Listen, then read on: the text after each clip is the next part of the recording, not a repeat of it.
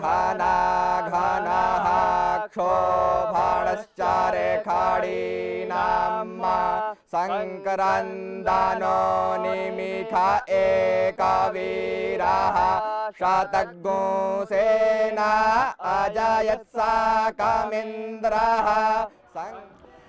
दर्शकों नमस्कार, कार्यक्रम में आपका बहुत बहुत स्वागत है।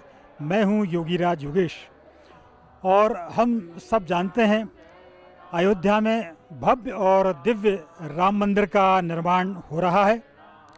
22 तारीख को रामलला का प्राण प्रतिष्ठा समारोह है और इस समारोह को लेकर पूरे देश में व्यापक तैयारियां की जा रही हैं।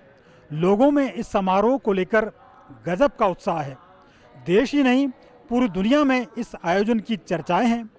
कहीं विशेष लाइटिंग के इंतजाम किए जा रहे हैं, कहीं छुट्टी मनाई जा रही है, कहीं विशेष प्रोग्राम आयोजित किए जा रहे हैं। हमारे देश में भी अयोध्या से लेकर संपूर्ण प्रदेश के कोने कोने में खासा लोगों में इस पर्व को लेकर उमंग और उत्साह है। ऐसा लगता है कि सांस्कृतिक नव चेतना का उदय हो गया है और ऐसा माहौल उस समय देखा गया था। आज़ादी के समय जो लोगों में एक यूनिटी का भाव था, वो भाव पूरे देश में नज़र आ रहा है। हमने इसी भाव को लेकर राजधानी भोपाल में कई लोगों से बातचीत की, मानस मर्मज्ञों से बातचीत की, संतों से बातचीत की, पंडितों से बातचीत की, अपने अपने क्षेत्र के विशेषज्ञों से बातचीत की और ये जानने की कोशिश की कि उनके मन में इस पर्व को लेकर क्या चल रहा है। और लोगों ने जिस उत्साह के साथ अपनी प्रतिक्रियाएं दी वो वास्तव में देखने लायक है। लोग गा रहे हैं, राम आएंगे आएंगे राम आएंगे। लोग अब गा रहे हैं, राम आए हैं राम आए हैं राम आए हैं। कोई राम को लेकर अपने अंगना सजा रहे हैं, कोई तोरण द्वार बना रहे हैं, कोई बंधनवार सजा रहे हैं। तो देखते हैं लोग इस बारे में क्या कहते हैं, सीधे उन्हीं से बातचीत करते हैं। अब 22 तारीख को जैसा कि हम देख रहे हैं कि हमारा संपूर्ण भारतवर्ष राममय है, पर वस्तुतः राम है क्या? हम जब संस्कृत में एक सामान्य लक्षण करते हैं कि रमन्ते योगिनो यस्मिन् सा रामः, जहाँ योगी लोग रमण करते हैं वो राम है। और संपूर्ण भारत में राम की अलग अलग नामावली के नाम से संकीर्तन होती है। जैसे हम दक्षिण तरफ देखें तो राम का गान अलग प्रकार से होता है। वारकरी संप्रदाय जैसे है वो जय जय राम कृष्ण हरि, जय जय राम कृष्ण हरि, इस प्रकार से राम में रमता है। उत्तर भारत में जैसे देखेंगे तो श्री राम जय जय राम, इस प्रकार संपूर्ण भारत आज 22 तारीख के लिए तैयार है और संपूर्ण भारत राममय होने जा रहा है। और हम सब उत्साहपूर्ण हैं और हमारा केंद्रीय संस्कृत विश्वविद्यालय भी 22 तारीख को रामाश्रित वीथी नाटक कर रहा है, जो संपूर्ण भोपाल में अलग अलग जगहों पर, नुक्कड़ों पर छोटे छोटे नाटक की प्रस्तुति देगा जो रामाश्रित ही होंगे। राम यदि हम बात करें तो न सिर्फ आस्था के केंद्र हैं, न सिर्फ हिंदुओं के आस्था के केंद्र हैं, न सिर्फ सनातनियों के आस्था के केंद्र हैं, अपितु जिस हिसाब से सनातन धर्म में यह कहा गया है कि वो वसुधैव कुटुंबकम की भावना को लेकर के हम चलते हैं, तो विश्वम भवत्येक नीडम, यह जो विश्व है यह परिवार है हमारा। और राम ये आस्था के केंद्र तो हैं ही, उसके साथ ये मानवता की बात करते हैं।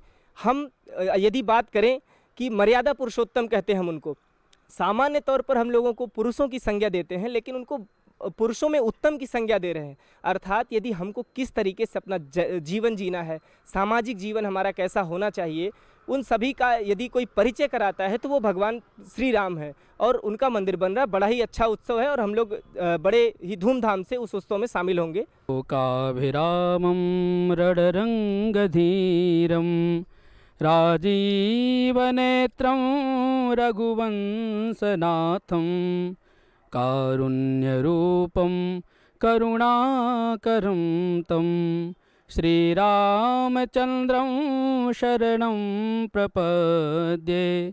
रामो राजमणिः सदा विजयते, रामं रमेशं भजे, रामेणाभिहता निशाचरचमू रामाय तस्मै नमः। रामान्नास्ति परायणं परतरं रामस्य दासोऽस्म्यहं। रामे चित्तलयः सदा भवतु मे राम मामुद्धर। श्री रामाय नमः। जैसा कि आप सभी को विदित है कि जिस समय का हम सभी सनातन धर्मियों को प्रतीक्षा थी, वह समय हम आप सभी के बीच में उपस्थित है और वह तारीख है 22 जनवरी। तो सभी लोग बड़े हर्ष के साथ में इस उत्सव में सम्मिलित हों और हम एक अपील करेंगे कि सभी लोग अपने घर में, जिस प्रकार से जब राम जी को वनवास हुआ था तो उनके आगमन पर दीपावली अर्थात दीपों की आवली लगाई गई थी, उसी प्रकार आप सभी लोग दीपों की आवली लगाकर उत्सव का आनंद लें और सभी लोग उत्साह के साथ में भाग ग्रहण करें। श्री राम। त्रिलोक में और त्रिकाल में राम राज्य एक आदर्श राज्य के रूप में प्रतिष्ठित है, जाना जाता है। हम अपेक्षा करेंगे कि भगवान राम की प्राण प्रतिष्ठा होने के बाद इस देश में राम राज्य की भी स्थापना हो। मैं शिक्षा क्षेत्र से जुड़ी हूँ।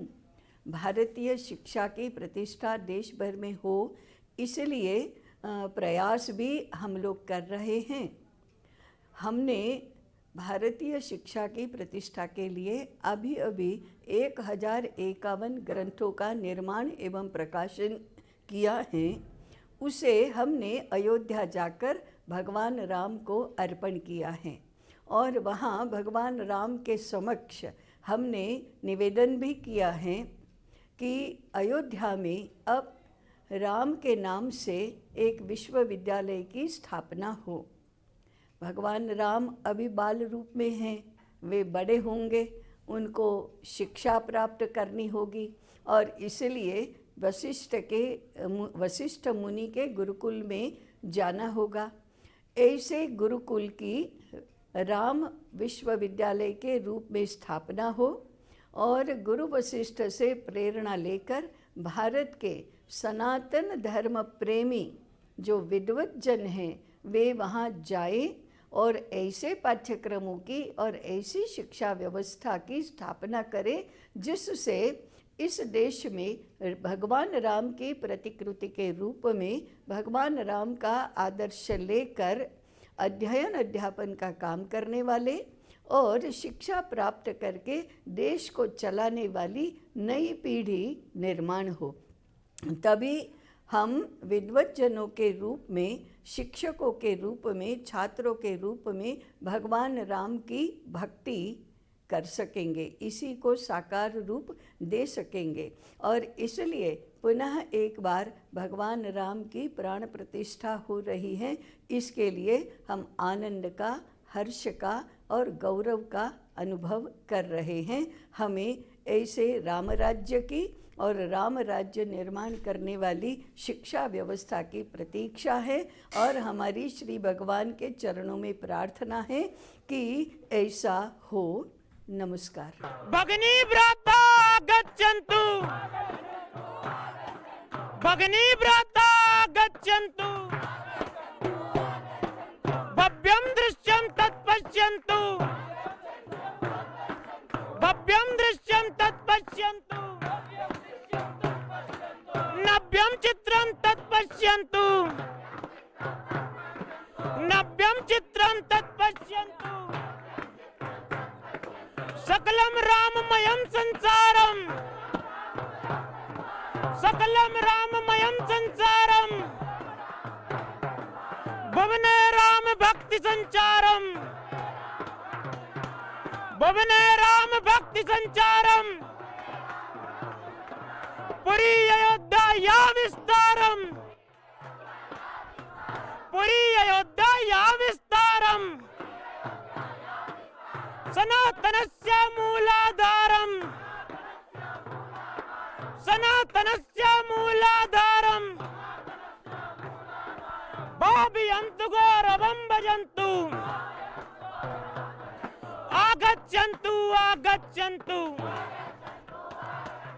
मर्यादा पुरुषोत्तम श्री राम का भव्य दिव्य मंदिर सैकड़ों वर्षों के संघर्ष के पश्चात, सैकड़ों वर्षों की तपस्या के पश्चात साकार हो रहा है 2024 जनवरी 22 को। और ये हमारी पीढ़ी जो हम लोग हैं, ये हमारा भाग्य है कि जिसके लिए हमारे पूर्वजों ने संघर्ष किया, पूर्वजों ने तपस्या की, उस महान दृश्य को देखने का अवसर ये हमारे जीवन में आ रहा है। तो क्योंकि राम केवल एक देवता है या एक भगवान है ऐसा ही नहीं है। संस्कृत वाङ्मय में राम को अनेक रूप में देखा गया है। राम को तो साक्षात ब्रह्म का स्वरूप माना गया है। और जब हम वेदांत में जाते हैं तो ब्रह्म का तात्पर्य ज्ञान से भी होता है।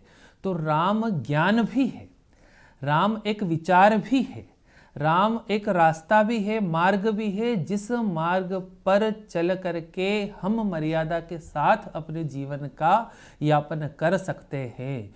तो उस मर्यादा पुरुषोत्तम श्री राम का मंदिर हमारे जीवन में रामायण के मार्ग पर, अयन अर्थात मार्ग होता है तो रामायण अर्थात राम का मार्ग, तो उस राम के मार्ग पर चलने के लिए हमें प्रेरित करेगा।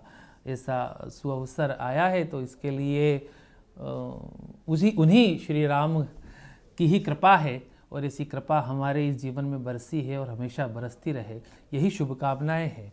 और इसी अवसर पर हम शिक्षा शास्त्र विभाग जो इस विश्वविद्यालय का है, यह विभाग 22 जनवरी को भोपाल के विभिन्न प्रमुख चौराहों पर राम का जो विचार है उस विचार को जन सामान्य तक पहुंचाने के लिए राम आश्रित विविध नुक्कड़ नाटकों का प्रयोग करने वाला है, ताकि अनेक चौराहों पर लगभग 18 स्थानों पर भोपाल महानगर में हम इस नुक्कड़ नाटकों को करेंगे। हमारे लगभग 110 से अधिक कलाकार, छात्र कलाकार इन नुक्कड़ नाटकों में सहभागिता करने वाले हैं, जिसके माध्यम से राम का विचार, क्योंकि राम का वो स्वरूप तो दुनिया ने देखा ही है, दुनिया जानती ही है, भक्ति हर व्यक्ति के हृदय में है ही।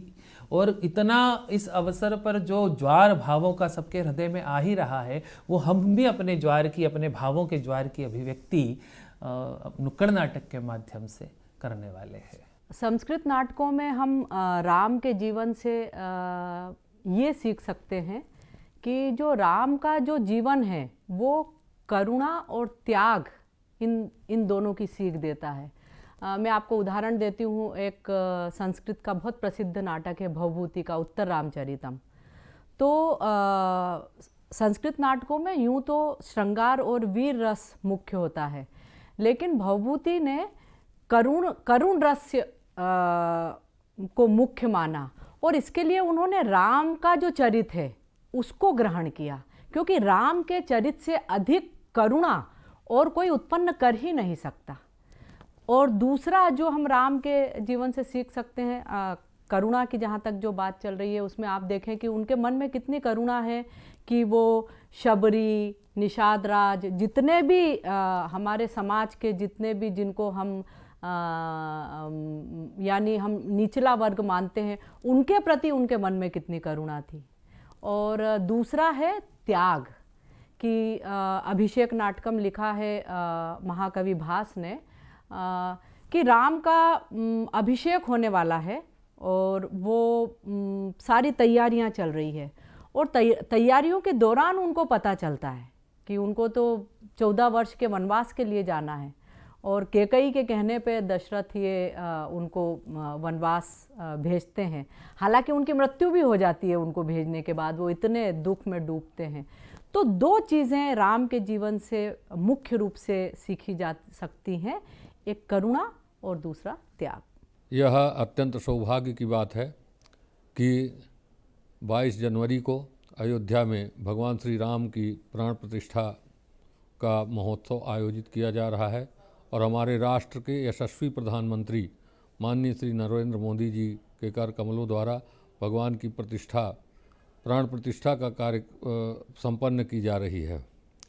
भगवान श्री राम इस राष्ट्र की एकता के प्रतीक हैं।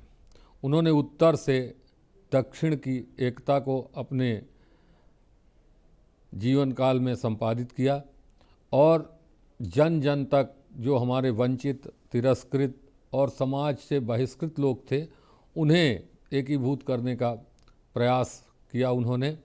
राम एक ऐसा चरित्र है जिससे भारत राष्ट्र ही नहीं अपितु समग्र भूमंडल युगों युगों से सीखता रहा है और आगे भी सीखता रहेगा। उसमें सबसे बड़ी बात माता और पिता के प्रति उनका समर्पण, किसी भी तरह की जो लोलुपता है उससे उनका चरित्र परे है। उनके चरित्र में कहीं भी किसी भी पद की अथवा किसी भी प्रकार की लोलुपता दिखाई नहीं देती। इसलिए उनके चरित्र का प्रचार केवल भारत देश तक सीमित नहीं रहा, अपितु विश्व के कोने कोने में वह गया और विश्व मानवता उससे बहुत कुछ सीख रही है।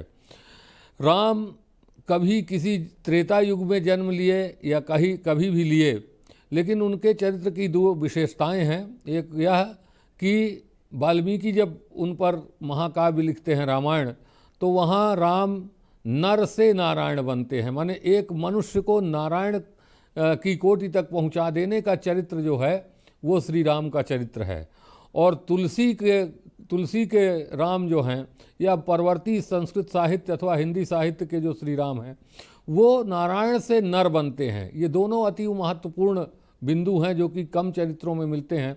राम जब नर के रूप में आते हैं और अपने कर्मों से नारायण बनते हैं तो वह चरित्र जो है उनका समग्र विश्व को एक प्रेरणा देता है। तो दर्शकों, अयोध्या में भगवान श्री राम का भव्य मंदिर बन रहा है, प्राण प्रतिष्ठा समारोह हो रहा है, लेकिन प्रभु श्री राम के आगमन को लेकर पूरे देश में ज़बरदस्त उत्साह और उमंग का माहौल है। राजधानी भोपाल में आज हम एक ऐसी जगह पर हैं जहां ऐसे लोगों के बीच हैं, ये लोग भगवान श्री राम के सबसे प्यारे लोग थे। भगवान श्री राम इनको सबसे ज़्यादा प्यार करते थे। हमें राजधानी के दिव्यांगजनों के बीच में, जिनको प्रभु ने दिव्य चक्षु प्रदान किए, और आप ये देखिए उनकी सेवा का भाव कि प्रभु श्री राम आए और दीपावली जैसा उत्सव हो, तो श्री राम के स्वागत के लिए इन सभी दिव्यांग बच्चों ने इतने सुंदर और आकर्षक दिए बनाए हैं और ये लगातार दिए बनाने का क्रम जारी है। ये दिए राजधानी के सभी मंदिरों में जाएंगे और प्रकाश और रोशनी फैलाएंगे। हम इन बच्चों के बीच हैं और जानने की कोशिश करेंगे कि प्रभु श्री राम को लेकर उनके मन में क्या भाव है और ये जो दिए बनाए ये उन्होंने किस भाव से बनाए, कैसे बनाए। तो बातचीत करते हैं इन्हीं बच्चों के बीच और जानते हैं प्रभु श्री राम को वो कैसा देखते हैं। हम सबसे पहले आपसे ये जानना चाहेंगे कि अयोध्या में तो भगवान राम का मंदिर बन रहा है और भगवान राम सबके आराध्य हैं। आप प्रभु श्री राम को कैसा देखते हो? आपकी नज़रों में प्रभु श्री राम क्या है? सर, प्रभु श्री राम तो हमारे अच्छे भजन अच्छे वो करते हैं हम लोग, तो उनके लिए हर चीज़ में भजन जो भी हम लोग के मन में यही चीज़ रहती है। हम लोग जो दिए बना रहे हो, हम लोग सभी मिलजुल के हम लोग ये श्री राम जी के लिए हम लोग ये सब चीज़ अयोध्या में हम लोग ये सब चीज़ करना चाहते हैं हम लोग उसके लिए। अच्छा, ये आपने दिए बनाए? जी सर। ये आपको कैसे मन में आया कि प्रभु श्री राम की दिए बनाकर भी सेवा की जा सकती है? सर, हम लोग तो उसी मन भाव से कि हम लोग ये दिए को उस दिए जला के प्रज्वलित से कर सकते हैं। हम लोग हर चीज़ में हम लोग मन भाव से ये सब कर सकते हैं हम लोग।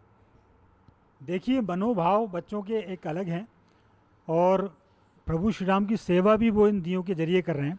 हम आपसे भी ये जानना चाहेंगे कि प्रभु श्री राम के आगमन को लेकर आपने भी क्या तैयारियां की हैं, आपके मन में क्या भाव उमड़ रहे हैं? प्रभु श्री राम हमारे आराध्य हैं। उनके लिए हम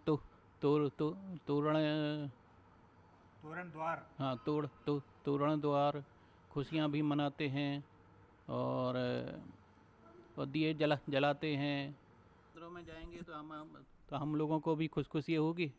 उधर भी जे सजेंगे, मंगल तोरण करेंगे, सजावट करेंगे। सर इन दियों के बारे में तो हमें और भी अच्छी प्रशंसा होगी। जैसे हम लोग मोम वैक्स और ये बत्ती लगाने का काम हम ही लोग करते हैं, सभी लोग करते हैं, उसमें पैकिंग भी करना, ये सब करना, तो हम लोग को भी मन प्रशंसा होगी। जो भी हम लोग करना चाहेंगे तोरण लगा के, हम लोग को बहुत बहुत खुशी होगी। हम लोग मतलब एक तरह से ये भी आपकी प्रभु की सेवा होगी।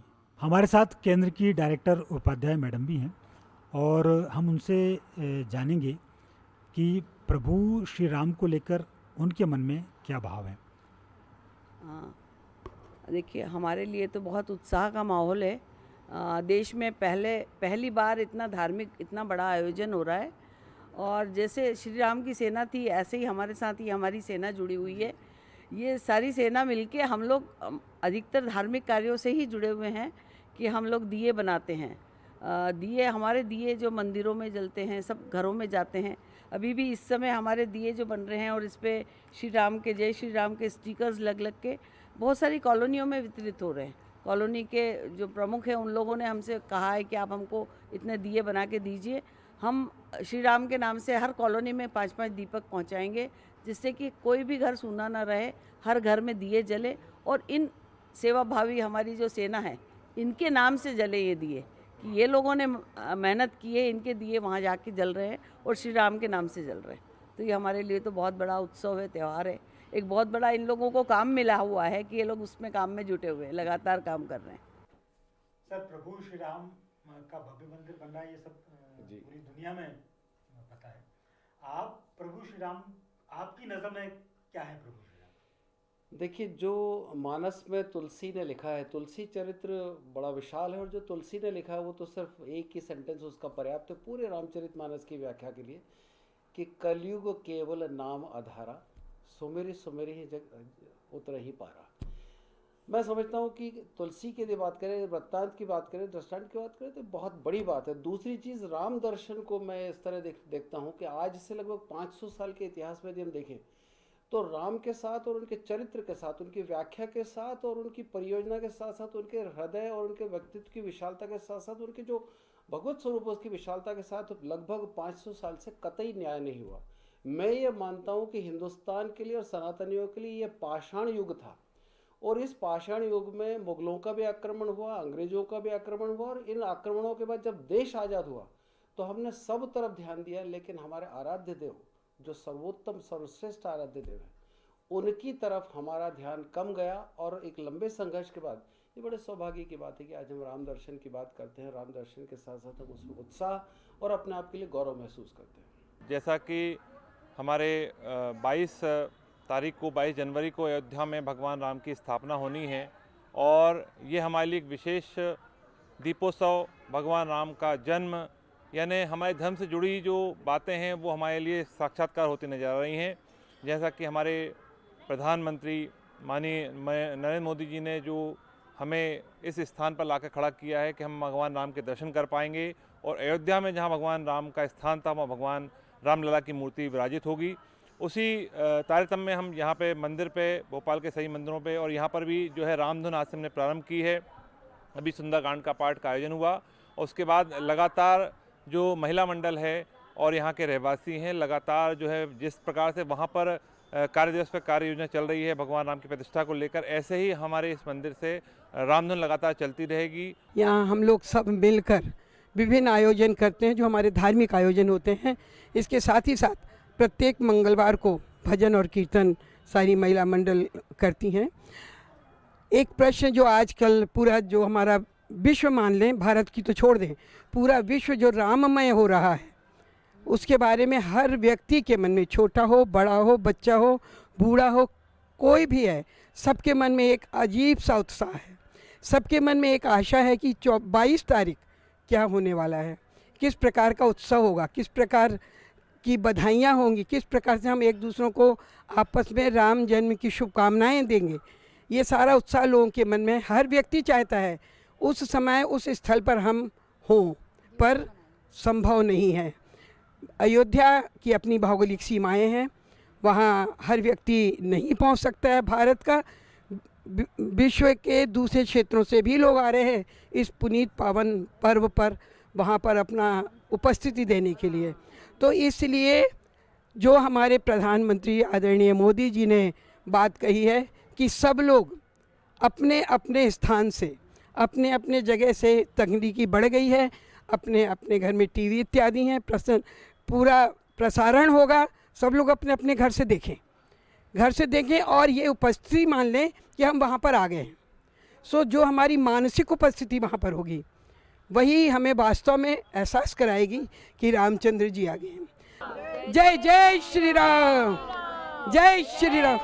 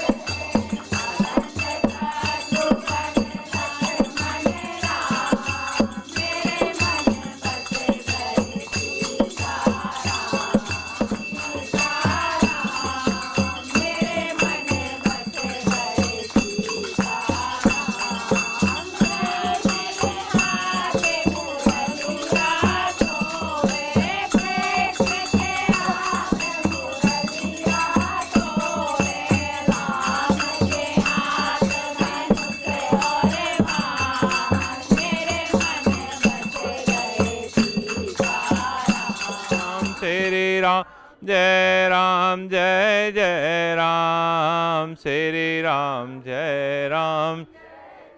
तो दर्शकों, आपने देखा प्रभु श्री राम की प्राण प्रतिष्ठा समारोह को लेकर लोगों में कितना उत्साह है, मंदिरों में कैसी तैयारियां की गई हैं, और हमने देखा कि ख़ास तौर पर महिलाएं कितने सुंदर सुंदर भजन गा रही हैं।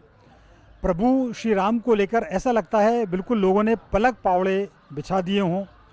अपने अपने ढंग से बच्चे, बूढ़े, जवान सभी प्रभु श्री राम के आगमन को लेकर तैयारियां कर रहे हैं। पूरे देश में रामधुन गूंज रही है। प्रभु श्री राम के आगमन की खुशबू पूरी दुनिया में फैल रही है। लोग कीर्तन कर रहे हैं, जय श्री राम के नारे लगा रहे हैं, प्रभु श्री राम के जयकारे लगा रहे हैं। और आपने ये भी देखा कि कैसे प्रबुद्ध जन प्रभु श्री राम को किस नज़रिए से देखते हैं, प्रभु श्री राम के आदर्शों को कैसे उन्होंने अपने सामने बताया, और कैसे प्रभु श्री राम के आदर्शों, उनके सिद्धांतों पर चलने की प्रेरणा ली, और कैसे नई पीढ़ी को उनसे सीख लेना चाहिए, ये सब उन्होंने बताया। तो ये थी हमारी ख़ास प्रस्तुति, आपको पसंद ज़रूर आई होगी। अगली बार फिर किसी नए विषय के साथ आपसे बातचीत होगी। तब तक के लिए आज्ञा दीजिए। नमस्कार।